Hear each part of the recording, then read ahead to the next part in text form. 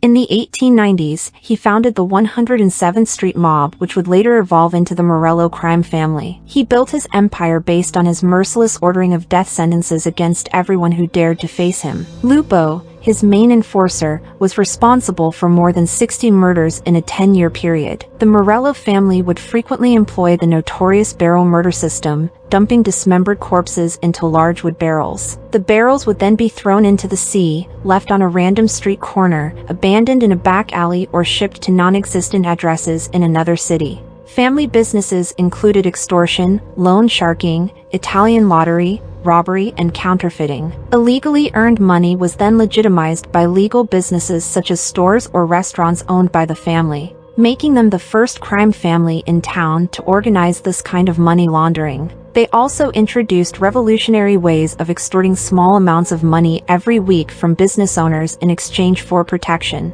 as opposed to the theft of large amounts which might bankrupt them. This technique was adopted from Black Hand gangsters, and it led to increased profits for the gang. Two members of Morello's family who became captains under him and who later gained much prominence in the New York underworld were Joe Masuria and Salvatore D'Aquila. By 1905, he had created the largest, most influential Sicilian crime family in New York City and was recognized as Capo di Tutti Capi by mafia leaders in other U.S. cities. According to Nicola Gentile, he was found guilty of counterfeiting again in 1910 and was sentenced to 25 years in prison. He was later paroled. In 1922, President Warren Harding freed Morello from the constraints of his parole by granting a conditional commutation of sentence. The youngest of his three half-brothers, Niccolo Terranova, took over control until 1916, when he was killed by the Neapolitan boss in Brooklyn, Pellegrino Morano, as well as Tony Peretti as part of the Mafia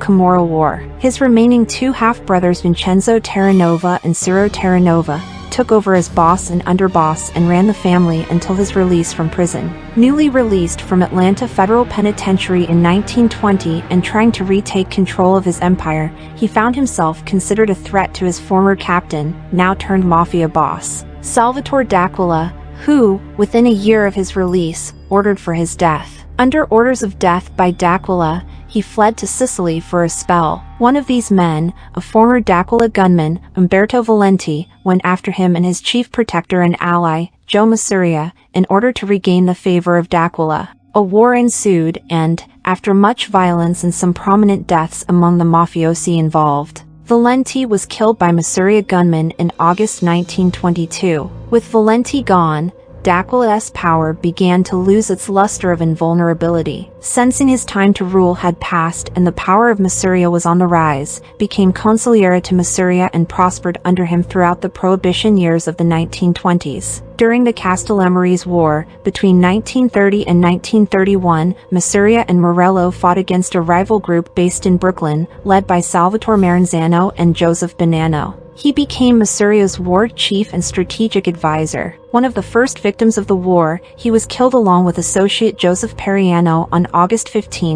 1930, while collecting cash receipts in his East Harlem office. Joseph Valachi, the first made man in the American Mafia to turn state's evidence, identified his killer as a Castellammarese gunman he knew as Buster from Chicago. Giuseppe the Clutch Hand Morello, also known as the Old Fox, was the first boss of the Morello crime family and later top advisor to Giuseppe Joe the Boss Masuria.